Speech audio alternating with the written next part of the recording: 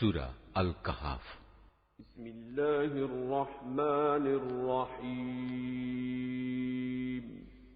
রহমান রহিম আল্লাহ তাআলার নামে।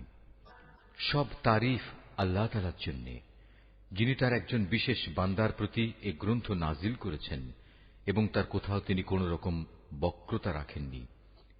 একে তিনি প্রতিষ্ঠিত করেছেন সহজ সরল একটি পথের উপর, যাতে করে আল্লাহ তাআলার পক্ষ থেকে সে নবী তাদের জাহান্নামের আযাবের ব্যাপারে সতর্ক করে দিতে পারে এবং যারা ঈমানদার, যারা নেক কাজ করে, তাদের সে এ মর্মে সুসংবাদ দিতে পারে যে তাদের জন্য আল্লাহর দরবারে উত্তম পুরস্কার রয়েছে, যেখানে তারা চিরকাল থাকবে। এবং সেসব লোকদেরও ভয় দেখাবে যারা মূর্খের মতো বলে আল্লাহ তাআলা সন্তান গ্রহণ করেছেন। এ দাবির পক্ষে তাদের কাছে কোনো জ্ঞান সম্মত দলিল প্রমাণ নেই। তাদের বাপ দাদাদের কাছেও এ ব্যাপারে কোনো যুক্তি ছিল না। এটা সত্যিই বড় একটি কঠিন কথা যা তাদের মুখ থেকে বের হচ্ছে। আসলে তারা জঘন্য মিথ্যা ছাড়া কিছুই বলেনি। হে নবী, যদি এরা এ কথার উপর ঈমান না আনে, তাহলে মনে হয় দুঃখ কষ্টে তুমি এর পেছনে নিজেকেই বিনাশ করে দেবে। যা কিছু এ জমিনের বুকে আছে, আমি তাকে তার জন্য শোভা বর্ধনকারী করে পয়দা করেছি, যাতে করে মানুষদের আমি পরীক্ষা করতে পারি যে তাদের মধ্যে কাজকর্মের দিক থেকে কে বেশি উত্তম। অতঃপর একদিন আমি যা কিছু এ জমিনে আছে ধ্বংস করে দিয়ে একে উদ্ভিদ শূন্য মাটিতে পরিণত করে দেব। হে নবী, তুমি গুহা ও পাহাড়ের উপত্যকার অধিবাসীদের সম্পর্কে কি মনে করো? তারা আমার নিদর্শন সমূহের মধ্যে একটি বিস্ময়কর নিদর্শন ছিল। ঘটনাটি এমন হয়েছিল, কতিপয় যুবক যখন গুহায় আশ্রয় নিল এবং আল্লাহর দরবারে এই বলে দোয়া করল, হে আমাদের মালিক, একান্ত তোমার কাছ থেকে আমাদের উপর অনুগ্রহ দান করো। আমাদের এই কাজকর্ম আঞ্জাম দেওয়ার জন্য তুমি আমাদের সঠিক পথ দেখাও।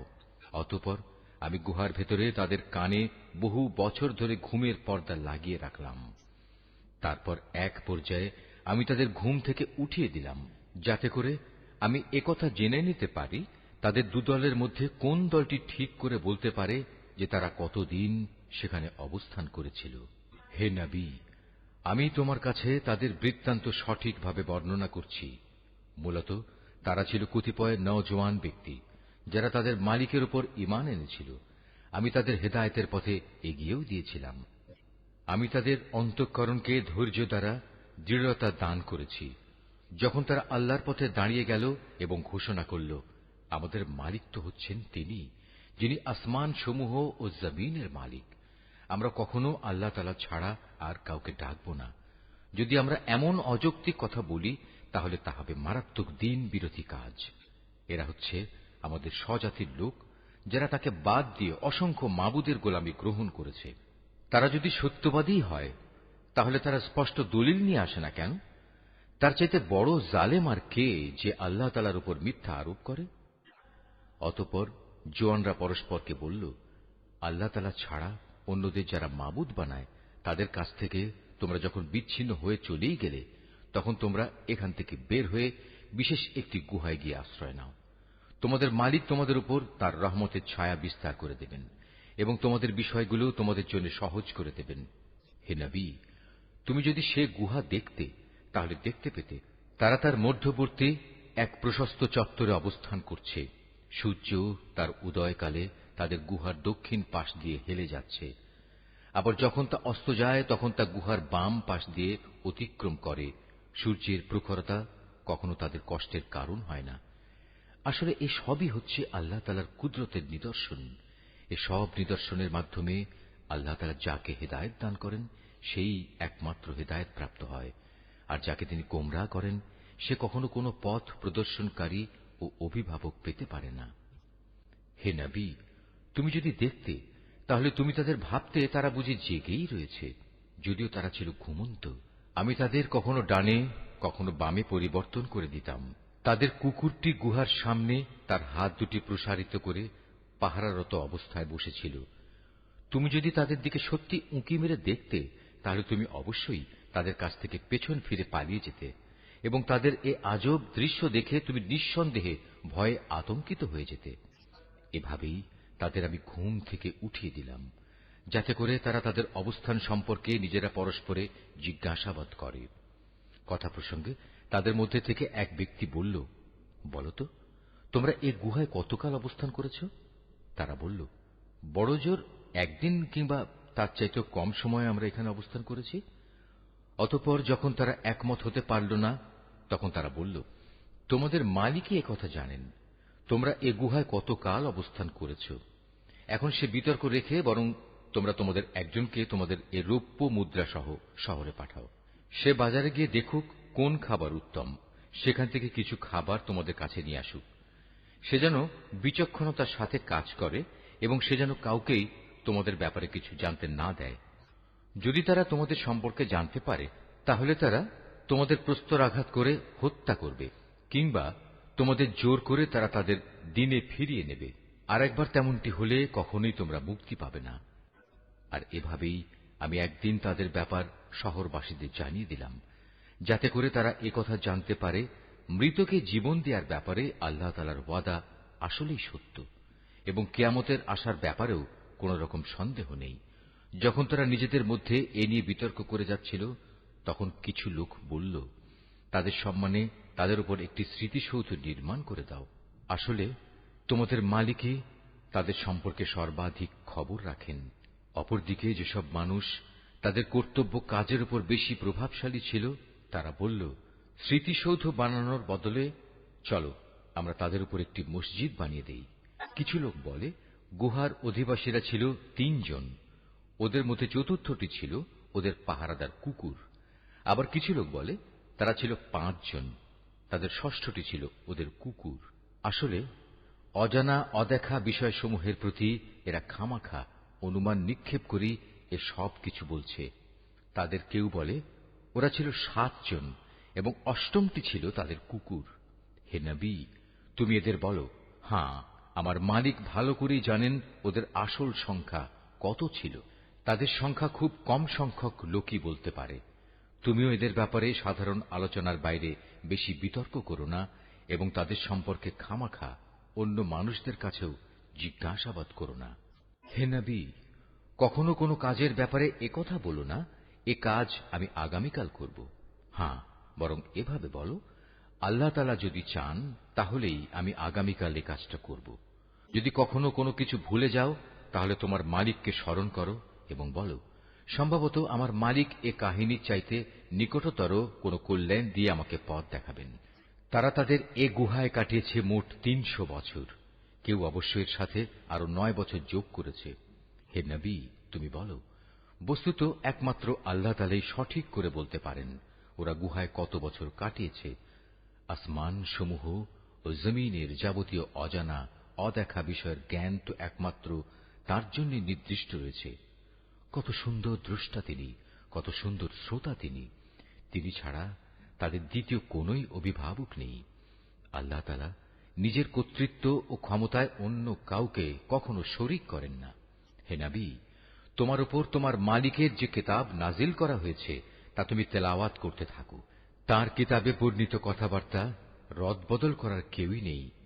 তিনি ছাড়া তুমি আর কোনই আশ্রয়স্থল পাবে না। হে নবী, তুমি নিজেকে সদা সেসব মানুষদের সাথে রেখে চলবে যারা সকাল সন্ধ্যায় তাদের মালিককে ডাকে, তারা একমাত্র তাঁরই সন্তুষ্টি কামনা করে, এবং কখনো তাদের কাছ থেকে তোমার স্নেহের দৃষ্টি ফিরিয়ে নিও না। কখনো এমন কোন ব্যক্তির কথা মতো চলো না যার অন্তঃকরণকে আমি আমার স্মরণ থেকে গাফেল করে দিয়েছি। আর যে ব্যক্তি নিজের প্রবৃত্তির গোলামি করতে শুরু করেছে এবং যার কার্যকলাপ আল্লাহ তাআলার সীমানা লঙ্ঘন করেছে। হে নবী, তুমি বলো, এ সত্য দিন তোমাদের মালিকের পক্ষ থেকে এসেছে। সুতরাং যার ইচ্ছা সে এর উপর ঈমান আনুক, আর যার ইচ্ছা সে তা অস্বীকার করুক। আমি তো এ অস্বীকারী জালেমদের জন্য এমন এক আগুন প্রস্তুত করে রেখেছি যার বেষ্টনী তাদের পুরোপুরি পরিবেষ্টন করে রাখবে। যখন তারা পানির জন্য ফরিয়াদ করতে থাকবে, তখন এমন এক গলিত ধাতুর মতো পানীয় দ্বারা তাদের ফরিয়াদের জবাব দেয়া হবে যা তাদের সমগ্র মুখমণ্ডল জ্বালিয়ে পুড়িয়ে দেবে। কি ভীষণ হবে সে পানীয়, আর কি নিকৃষ্ট হবে তাদের আশ্রয়ের স্থানটি। আর যারাই আল্লাহ তাআলার উপর ঈমান এনেছে এবং ভালো কাজ করেছে, তাদের কোনো আশঙ্কা নেই। আমি কখনো তাদের বিনিময় বিনষ্ট করি না যারা নেক কাজ করে। এদের জন্য রয়েছে এমন এক স্থায়ী জান্নাত যার পাদদেশ দিয়ে ঝর্ণাধারা প্রবাহিত হবে। তাদের সেখানে সোনার কাঁকন দ্বারা অলঙ্কৃত করা হবে। তারা পরিধান করবে সূক্ষ্ম ও পুরু রেশমের পোশাক। উপরন্তু তারা সমাসীন হবে এক সুসজ্জিত আসনে। কত সুন্দর তাদের বিনিময়, কত চমৎকার তাদের আশ্রয়ের এই স্থানটি। হে নবী, তাদের শিক্ষার জন্য তুমি দুজন লোকের উদাহরণ পেশ করো, যাদের একজনকে আমি 2টো আঙুরের বাগান দান করেছিলাম এবং এ দুটো কতিপয় খেজুর গাছ দ্বারা পরিবেষ্টিত করে রেখেছিলাম। আবার এ দুয়ের মধ্যবর্তী স্থানকে পরিণত করেছিলাম একটি সুফলা শস্য ক্ষেত্র রূপে। উভয় বাগানই এক পর্যায়ে যথেষ্ট ফল দান করল। ফলদানে বাগান দুটো কোন রকম ত্রুটি করেনি। উভয় বাগানের ফাঁকে ফাঁকে আমি পানির ঝর্ণাধারাও প্রবাহিত করে রেখেছিলাম। এক পর্যায়ে তার অনেক ফল হয়ে গেল। অতঃপর একদিন সে তার সাথীকে কথা প্রসঙ্গে বলল, দেখো, আমি ধন সম্পদের দিক থেকে তোমার চাইতে যেমন বড়, তেমনি জনবলেও আমি তোমার চাইতে বেশি শক্তিশালী। নিজের শক্তি সামর্থ্যের ব্যাপারে বাড়াবাড়ি করতে করতে সে নিজের বাগানে গিয়ে প্রবেশ করল এবং বলল, আমি ভাবতেই পাচ্ছি না এ বাগানের সৌন্দর্য কোনোদিন নিঃশেষ হয়ে যাবে। আমি এও মনে করি না একদিন এসব ধ্বংস হয়ে কিয়ামত প্রতিষ্ঠিত হবে এবং কিয়ামতের পর আমাকে যদি আমার মালিকের সামনে ফিরিয়ে নেওয়াও হয়, তাহলে এর চাইতে উৎকৃষ্ট কোনো কিছু আমি সেখানে পাব। তার সে গরিব সাথীটি, যে তার সাথে কথা বলছিল, বলল, এ পার্থিব সম্পদ দেখে তুমি কি সত্যি সে মহান সত্তাকে অস্বীকার করছো, যিনি তোমাকে প্রথমত মাটি থেকে, অতঃপর শুক্র কণা থেকে পয়দা করেছেন, পরিশেষে তিনি তোমাকে একটি মানুষের আকৃতিতে পূর্ণাঙ্গ করেছেন? কিন্তু আমি তো বিশ্বাস করি সেই সৃষ্টিকর্তা আল্লাহ তাআলাই হচ্ছেন আমার মালিক এবং আমার মালিকের কোনো কাজের সাথেই আমি কাউকে শরীক করি না। কত ভালো হতো তুমি যখন তোমার ফলবতী বাগানে প্রবেশ করলে তখন যদি তুমি একথা বলতে, আল্লাহ তাআলা যা চেয়েছেন তাই হয়েছে। আল্লাহ তাআলা ব্যতিরেকে কারোই কিছু ঘটানোর শক্তি নেই। যদিও তুমি আমাকে ধনে জনে তোমার চাইতে কম দেখলে, কিন্তু আমি আল্লাহ তাআলার উপর ঈমান রাখি। সম্ভবত আমার মালিক আমাকে তোমার এ পার্থিব বাগানের চাইতে উৎকৃষ্ট আখিরাতের কোনো বাগান দান করবেন এবং অকৃতজ্ঞতার জন্য তোমার বাগানের উপর আসমান থেকে এমন কোন বিপর্যয় নাজিল করবেন, ফলে তা উদ্ভিদ শূন্য এক বিরান ভূমিতে পরিণত হয়ে যাবে, কিংবা তার পানি তার জমিনের নিচেই অন্তর্হিত হয়ে যাবে। তেমন কিছু হলে তুমি কখনো তা আবার খুঁজে আনতে পারবে না। অতঃপর তাই ঘটল। তার বাগানের ফল ফলারিকে বিপর্যয় এসে ঘিরে ফেলল। তখন সে ব্যক্তি সেই ব্যয়ের উপর, যা সে বাগানের শোভাবর্ধনের পেছনে করেছিল, হাতের উপর হাত রেখে আক্ষেপ করতে লাগল। বাগানের অবস্থা এমন হল যা তা মুখ থুবড়ে পড়ে থাকল এবং সে নিজের ভুল বুঝতে পেরে বলতে লাগল, কত ভালো হতো যদি আমি আমার মালিকের ক্ষমতার সাথে অন্য কাউকে শরীক না করতাম। যারা বাহাদুরি করেছে তাদের কোনো দলই আজ তাকে আল্লাহর এই প্রতিশোধের মোকাবেলায় সাহায্য করার জন্য অবশিষ্ট রইল না। না সে নিজে কোন রকম প্রতিশোধ দিতে পারল, কেননা এখানে রক্ষা করার যাবতীয় এখতিয়ার একমাত্র আল্লাহ তাআলার, যিনি একমাত্র সত্য। পুরস্কার দানে ও পরিণাম নির্ধারণে তিনিই উত্তম। হে নবী, তুমি এদের কাছে দুনিয়ার জীবনের উদাহরণ পেশ করো। এই জীবনটা হচ্ছে এমন যেমন আমি আকাশ থেকে পানি বর্ষণ করি, যার কারণে জমিনের উদ্ভিদ ঘন সুশোভিত হয়ে ওঠে। অতঃপর এক সময়ে বাতাস তা উড়িয়ে নিয়ে ফেরে। মূলত আল্লাহ তাআলা সব কিছুর উপর প্রচন্ড ক্ষমতাবান। ধন সম্পদ ও সন্তান সন্ততি হচ্ছে তোমাদের পার্থিব জীবনের কতিপয় অস্থায়ী সৌন্দর্য মাত্র। চিরস্থায়ী হচ্ছে মানুষের নেক কাজ, আর তা হচ্ছে তোমার মালিকের কাছে পুরস্কার পাওয়ার জন্য অনেক ভালো। আর কোন কল্যাণময় কিছু কামনা করতে গেলেও তা হচ্ছে উত্তম। যেদিন আমি পাহাড় সমূহকে চলমান করে সরিয়ে দেব এবং তুমি এই পৃথিবীকে দেখবে তা একটি শূন্য প্রান্তর, সেদিন আমি তাদের মানবকুলকে এক জায়গায় জড়ো করব, কোনো একজনকেও আমি বাদ দেব না। তাদের সবাইকে তোমার মালিকের সামনে সারিবদ্ধভাবে এনে হাজির করা হবে। অতঃপর আমি বলবো, আজ তো তোমরা সবাই আমার কাছে এসে গেছো, ঠিক যেমনি করে আমি তোমাদের প্রথমবার পয়দা করেছিলাম। কিন্তু তোমরা অনেকেই মনে করতে আমি তোমাদের দ্বিতীয়বার আমার কাছে হাজির করার জন্য কোনো সময়সূচি নির্ধারণ করে রাখিনি। অতঃপর তাদের সামনে আমলনামা রাখা হবে। তখন নাফরমান ব্যক্তিদের তুমি দেখবে, সে আমলনামায় যা কিছু লিপিবদ্ধ আছে তারা তার কারণে খুবই আতঙ্কগ্রস্ত থাকবে। তারা বলতে থাকবে, হায় দুর্ভাগ্য আমাদের, এ আবার কেমন গ্রন্থ! এ তো দেখছি আমাদের জীবনের ছোট কিংবা বড় প্রত্যেক বিষয়েরই হিসাব রেখেছে। তারা যা কিছু করেছে তার প্রতিটি বস্তুই তারা সে গ্রন্থে মজুদ দেখবে। তোমার মালিক সেদিন কার উপর বিন্দুমাত্র জুলুমও করবেন না। স্মরণ করো, যখন আমি ফেরেশতাদের বলেছিলাম তোমরা সবাই আদমকে সাজদা করো, তখন তারা সবাই সাজদা করল, কিন্তু ইবলিস সাজদা করল না। সে ছিল আসলে জিনদেরই একজন। সে তার মালিকের আদেশের নাফরমানি করল। যে এত বড় নাফরমানি করল, তোমরা কি তাকে এবং তার বংশধরদের আমার বদলে তোমাদের অভিভাবক হিসেবে গ্রহণ করে চলেছ? অথচ প্রথম দিন থেকেই সে তোমাদের প্রকাশ্য দুশমন। চেয়ে দেখো, জালেমদেরকে নিকৃষ্ট বিনিময় দেয়া হয়েছে। আকাশমণ্ডলী ও পৃথিবী সৃষ্টি করার সময় আমি তাদের কাউকে ডাকিনি, এমনকি স্বয়ং তাদের নিজেদের বানানোর সময়ও তো আমি তাদের ডাকিনি। আসলে আমি তো অক্ষম ছিলাম না যে তাদের পরামর্শ আমার দরকার। অন্যদের যারা গোমরাহ করে আমি তাদের সাহায্য গ্রহণ করি না। যেদিন তিনি এদের বলবেন তোমরা তাদের ডাকো যাদের তোমরা আমার শরীক মনে করতে, ওরা তাদের ডাকবে, কিন্তু তারা তাদের এ ডাকে কোনোই সাড়া দেবে না। আমি এদের উভয়ের মাঝখানে এক মরণ ফাঁদ রেখে দেব। এ নাফরমান লোকেরা যখন আযাব দেখতে পাবে তখন তারা বুঝে যাবে তারা এক্ষুনি সেখানে গিয়ে পতিত হচ্ছে, আর একবার সেখানে পতিত হলে ওরা তা থেকে কখনোই মুক্তির পথ পাবে না। আমি মানুষের বোঝার জন্য এই কোরআনে সব ধরনের উপমা ও উদাহরণ বিশদভাবে বর্ণনা করেছি, কিন্তু মানুষের অধিকাংশই এ নিয়ে তর্ক করে। হেদায়েত যখন মানুষের সামনে এসে গেল, তখন ঈমান আনা ও গুনাহের জন্য তাদের মালিকের কাছে ক্ষমা চাওয়া থেকে তাদের কোন জিনিস বিরত রাখছে? তারা সম্ভবত পূর্ববর্তী মানুষদের অবস্থা তাদের কাছে এসে পৌঁছানোর কিংবা আমার আযাব তাদের সামনে এসে হাজির হবার অপেক্ষা করছে। আমি তো রসুলদের পাঠাই যে তারা মানুষদের জন্য জান্নাতের সুসংবাদবাহী ও জাহান্নামের সতর্ককারী হবে, কিন্তু যারা কুফরি করেছে তারা ছোটখাটো বিষয় নিয়ে ঝগড়া শুরু করে, যাতে তারা সত্যকে ব্যর্থ করে দিতে পারে। মূলত তারা আমার আয়াতসমূহকে এবং যেসব বিষয় দিয়ে তাদের জাহান্নাম থেকে সতর্ক করা হয়েছিল তাকে বিদ্রূপের বিষয়ে পরিণত করে নিয়েছে। তার চাইতে বড় জালেম আর কে আছে, যাকে তার মালিকের আয়াতসমূহ স্মরণ করিয়ে দেয়া হচ্ছে এবং সে এর থেকে মুখ ফিরিয়ে দিচ্ছে। সর্বোপরি যা কিছু গুনাহের বোঝা তার হাত দুটো অর্জন করেছে সে তা ভুলে যায়। আমি তাদের অন্তরের উপর জাহেলিয়াতের আবরণ লাগিয়ে দিয়েছি, যেন তারা সত্য দিন বুঝতে না পারে। এমনি ভাবে তাদের কানেও এক ধরনের কঠিন বস্তু ঢেলে দিয়েছি, এ কারণে তারা সত্য কথা শুনতে পায় না।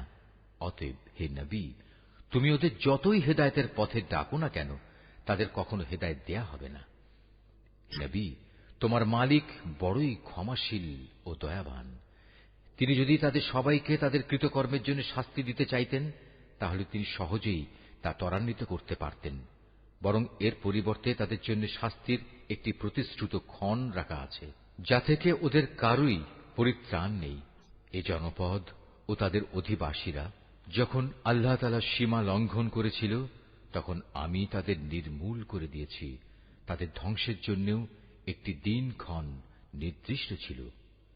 হে নবী, তুমি এদের মূসার ঘটনা শোনাও, যখন মূসা তার খাদেমকে বলল, যতক্ষণ পর্যন্ত আমি দুটো সাগরের মিলনস্থলে না পৌঁছব, ততক্ষণ পর্যন্ত আমি আমার পরিকল্পনা থেকে ফিরে আসব না। যদি আমাকে এজন্য দীর্ঘ সময় পর্যন্তও চলতে হয়, তবু আমি চলতে থাকব। যখন তারা উভয়ে সেই প্রত্যাশিত দুটো সাগরের সঙ্গমস্থলে এসে পৌঁছল, তখন তারা উভয়ই তাদের খাবারের জন্য রাখা মাছটির কথা ভুলে গেল। সে মাছটি ছুটে গিয়ে সুড়ঙ্গের মতো একটি পথ করে সহজেই সাগরে চলে গেল। যখন তারা আরো কিছু দূর এগিয়ে গেল, তখন সে তার খাদেমকে বলল, এবার আমাদের নাশতা নিয়ে এসো, আমরা আজকের সফরে সত্যি ভারী ক্লান্ত হয়ে পড়েছি। সে বলল, তুমি কি দেখোনি, আমরা যখন শিলাখণ্ডের পাশে বিশ্রাম করছিলাম তখন আমি মাছের কথা ভুলেই গিয়েছিলাম। আসলে শয়তানি আমাকে ভুলিয়ে দিয়েছে যে আমি তার কথাটা স্মরণ রাখব। আর সে মাছটিও কি আশ্চর্যজনক পদ্ধতিতে নিজের পথ ধরে সাগরের দিকে নেমে গেল। সে বলল, হ্যাঁ, এই তো হচ্ছে সেই জায়গা যে স্থানটির আমরা সন্ধান করছিলাম। মাছটি চলে যাওয়ার জায়গাই হচ্ছে সাগরের মিলনস্থল। অতঃপর তারা নিজেদের পথের চিহ্ন ধরে ফিরে চলল। এরপর তারা সেখানে পৌঁছলে আমার বান্দাদের মাঝ থেকে একজন পুণ্যবান বান্দাকে সেখানে পেল, যাকে আমি আমার অনুগ্রহ দান করেছি। উপরন্তু তাকে আমি আমার কাছ থেকে বিশেষ জ্ঞান দান করেছিলাম। মুসা তাকে বলল, আমি কি তোমার অনুসরণ করতে পারি, যাতে করে আল্লাহ তাআলার কাছ থেকে যে জ্ঞান তোমাকে শেখানো হয়েছে তার কিছু অংশ তুমি আমাকে শেখাতে পারো? সে বলল, হ্যাঁ পারো, তবে আমার সাথে থেকে তা তুমি কখনো ধৈর্য ধারণ করতে পারবে না। অবশ্য এটাও ঠিক, যে বিষয়ে তোমার জ্ঞান সীমার বাইরে তার উপর তুমি ধৈর্য ধরবেই বা কি করে? সে বলল, আল্লাহ তাআলা যদি চান তাহলে তুমি আমাকে ধৈর্যশীল হিসেবেই পাবে, আমি তোমার কোনো আদেশেরই বরখেলাপ করব না। সে বলল, আচ্ছা, যদি তুমি আমাকে অনুসরণ করোই তাহলে কোনো বিষয় নিয়ে আমাকে কিছু জিজ্ঞেস করবে না, যতক্ষণ না সে কথা আমি নিজেই তোমাকে বলে দেব। অতঃপর তারা দুজন পথ চলতে শুরু করল। নদীর পাড়ে এসে উভয়ই একটি নৌকায় আরোহণ করল। নৌকায় উঠেই সে তাতে ছিদ্র করে দিল। সে বলল, তুমি কি এজন্য তাতে ছিদ্র করে দিলে যেন এর আরোহীদের তুমি ডুবিয়ে দিতে পারো? তুমি সত্যিই এক গুরুতর অন্যায় কাজ করেছ। মুসার কথা শুনে সে বলল, আমি কি তোমাকে একথা বলিনি আমার সাথে থেকে তুমি কখনো ধৈর্য ধারণ করতে পারবে না?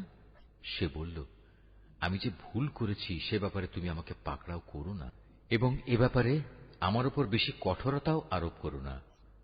আবার তারা পথ চলতে শুরু করল। কিছুদূর গিয়ে তারা উভয়ে একটি কিশোর বালক পেল। সাথে সাথে সে তাকে হত্যা করে ফেলল। এ কাজ দেখে সে বলল, তুমি তো কোন রকম হত্যার অপরাধ ছাড়াই একটি নিষ্পাপ জীবনকে বিনাশ করলে। তুমি সত্যিই একটা গুরুতর অন্যায় কাজ করে ফেলেছ। সে বলল, আমি কি তোমাকে একথা বলিনি যে তুমি আমার সাথে থেকে ধৈর্য ধরতে পারবে না? সে বলল, যদি এরপর আর একটি কথাও আমি তোমাকে জিজ্ঞেস করি তাহলে তুমি আমাকে তোমার সাথে রেখো না। অবশ্য এখন তো তুমি আমার পক্ষ থেকে ওজর পেশ করার প্রান্তসীমায় পৌঁছে গেছ। আবার তারা চলতে শুরু করল। কিছুদূর এগিয়ে তারা জনপদের অধিবাসীদের কাছে পৌঁছল। সেখানে পৌঁছে তারা সেই জনপদের অধিবাসীদের কাছে কিছু খাবার চাইল, কিন্তু তারা তাদের মেহমানদারি করতে অস্বীকার করল। অতঃপর সেখানে তারা একটি পতনোন্মুখ পুরনো প্রাচীর দেখতে পেল। সে প্রাচীরটা সোজা করে দিল। সে মুসা বলল, তুমি চাইলে তো এদের কাছ থেকে এর উপর কিছু পারিশ্রমিক গ্রহণ করতে পারতে। সে বলল, বেশ, এখানেই তোমার আমার মধ্যে বিচ্ছেদ হয়ে গেল। কিন্তু তার আগে যেসব কথার ব্যাপারে তুমি আমার সাথে ধৈর্য ধরে থাকতে পারোনি তার ব্যাখ্যা আমি তোমাকে বলে দিতে চাই। প্রথম ঘটনাটি হচ্ছে নৌকা সম্পর্কিত। মূলত তা ছিল কয়েকজন গরিব মানুষের মালিকানাধীন। তারা এটা দিয়ে সমুদ্রে জীবিকা অন্বেষণের কাজ করত, কিন্তু আমি নৌকাটিতে একটা ছিদ্র করে তাকে ত্রুটিযুক্ত করে দিতে চাইলাম, কারণ তাদের সামনেই ছিল এমন এক বাদশা যে ত্রুটিবিহীন যে নৌকাই পেত তা বল প্রয়োগে ছিনিয়ে নিত। আর হ্যাঁ, সে কিশোরটির ঘটনা। তার পিতামাতা উভয় ছিল মোমেন। আমি আশঙ্কা করলাম বড় হয়ে সে এদের দুজনকেই আল্লাহর নাফরমানি ও কুফর দ্বারা বিভ্রান্ত করে দেবে। আমি চাইলাম তাদের মালিক তার বদলে তাদের এমন একটি সন্তান দান করবেন যে দিনদারি ও রক্তের সম্পর্ক রক্ষার ব্যাপারে তার চেয়ে অনেক ভালো প্রমাণিত হবে। সর্বশেষ ওই যে প্রাচীরটির ব্যাপার, আসলে তা ছিল শহরের দুটি এতিম বালকের। এর নিচেই তাদের জন্য রক্ষিত ছিল গুপ্ত ধনভাণ্ডার। ওদের পিতা ছিল একজন নেককার ব্যক্তি। এই কারণেই তোমার মালিক চাইলেন ওরা বয়ঃপ্রাপ্ত হোক এবং তাদের সে ভাণ্ডার থেকে তারা সম্পদ বের করে আনুক। এই প্রাচীরটাকেই আমি তাদের বড় হওয়া পর্যন্ত দাঁড় করিয়ে রাখতে চেয়েছিলাম। এ ছিল মূলত তোমার মালিকের অনুগ্রহ দ্বারা সম্পাদিত কতিপয় কাজ। এর কোনোটাই কিন্তু আমি আমার নিজে থেকে করিনি। আর এ হচ্ছে সেসব কাজের ব্যাখ্যা যে ব্যাপারে তুমি আমার সাথে থেকে ধৈর্য ধারণ করতে পারছিলে না। হে নবী, এরা তোমার কাছে জুলকারনাইন সম্পর্কে জানতে চায়। তুমি তাদের বলো, হ্যাঁ, আমি আল্লাহর কেতাব থেকে তার বিবরণ তোমাদের কাছে এক্ষুনি পড়ে শোনাচ্ছি। আল্লাহ তাআলা বলছেন, আমি জমিনের বুকে তাকে বিপুল রাজনৈতিক ক্ষমতা দান করেছিলাম এবং আমি তাকে এর জন্য প্রয়োজনীয় সব উপায় উপকরণও দান করেছিলাম। একবার সে সফরে বেরোবার প্রস্তুতি গ্রহণ করতে লাগল। চলতে চলতে এমনিভাবে সে সূর্যের অস্তগমনের জায়গায় গিয়ে পৌঁছল। সেখানে গিয়ে সে সূর্যকে সাগরের কালো পানিতে ডুবতে দেখল। তার পাশে সে একটি জাতিকেও বাস করতে দেখল। আমি বললাম, হে জুলকারনাইন, এরা তোমার অধীনস্থ। তুমি ইচ্ছে করলে তাদের শাস্তি দিতে পারো, অথবা তাদের সাথে তুমি সদয় ভাব গ্রহণ করতে পারো। সে বলল, হ্যাঁ, এদের মাঝে যে আল্লাহর সাথে বিদ্রোহ করবে তাকে আমি অবশ্যই শাস্তি দেব। অতঃপর তাকে যখন তার মালিকের সামনে ফিরিয়ে নেওয়া হবে তখন তিনি তাকে আরো কঠিন শাস্তি দেবেন। অপরদিকে যে ব্যক্তি আল্লাহর উপর ঈমান আনে এবং নেক কাজ করে তার জন্য আখিরাতে থাকবে উত্তম পুরস্কার। আর আমিও তার সাথে আমার কাজকর্ম সম্পাদনের সময় একান্ত বিনম্র ব্যবহার করব। অতঃপর সে আর এক অভিযানে পথে বেরোল। এমনকি চলতে চলতে সে সূর্যোদয়ের স্থানে গিয়ে পৌঁছল। তখন সে সূর্যকে এমন একটি জাতির উপর দিয়ে উদয় হতে দেখল যাদের জন্য তার প্রখর তাপ থেকে আত্মরক্ষার জন্য আমি কোন অন্তরাল সৃষ্টি করে রাখিনি। জুলকারনাইনের ঘটনা ছিল এরকমই। আমার কাছে সে সম্পর্কিত পুরোপুরি খবরই মজুদ আছে। অতঃপর সে আর এক অভিযানে পথে বেরোল। এমনকি পথ চলতে চলতে সে দুটো প্রাচীরের মধ্যবর্তী স্থানে গিয়ে পৌঁছল। দুই পর্বতের মধ্যবর্তী স্থানে পৌঁছে সে এমন এক সম্প্রদায়ের লোকদের পেল যারা জুলকারনাইনের কোনো কথাই তেমন বুঝতে পারছিল বলে মনে হল না। তারা অতি কষ্টে তাকে বলল, হে বাদশাহ জুলকারনাইন, অবশ্যই ইয়াজুজ মাজুজ নামক দুটো সম্প্রদায় এই জমিনে নানা রকম বিপর্যয় সৃষ্টিকারী। এমতাবস্থায় তাদের থেকে বাঁচার জন্য আমরা কি তোমাকে এ শর্তে কোন রকম একটা কর দেব যে তুমি আমাদের এবং তাদের মাঝে একটি প্রাচীর বানিয়ে দেবে? সে বলল, কোনো কর নেওয়ার প্রয়োজন নেই, কেননা আমার মালিক আমাকে যা কিছু দিয়ে রেখেছেন তাই আমার জন্য ভালো। হ্যাঁ, শারীরিক শক্তি দ্বারা তোমরা আমাকে সাহায্য করতে পারো। আমি তোমাদের এবং তাদের মাঝে এক মজবুত প্রাচীর বানিয়ে দেব। তোমরা আমার কাছে এ কাজের জন্য লোহার পাতসমূহ নিয়ে এসো। অতঃপর সে অনুযায়ী তা আনা হল এবং প্রাচীর তৈরির কাজও শুরু হল।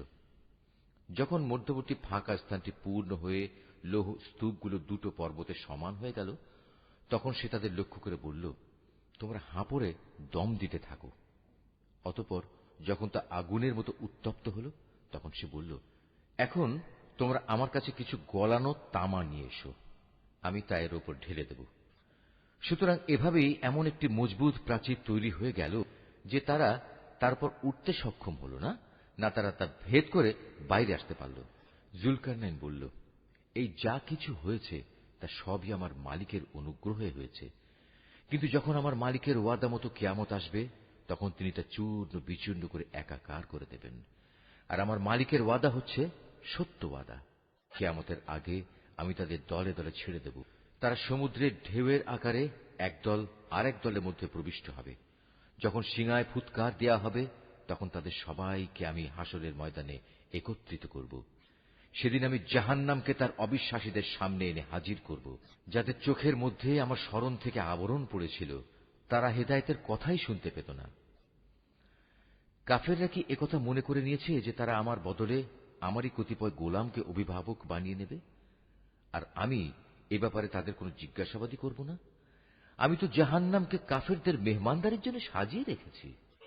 হে নবী, এদের তুমি বলো, আমি কি তোমাদের এমন লোকদের কথা বলবো যারা আমলের দিক থেকে সম্পূর্ণ ক্ষতিগ্রস্ত হয়ে পড়েছে?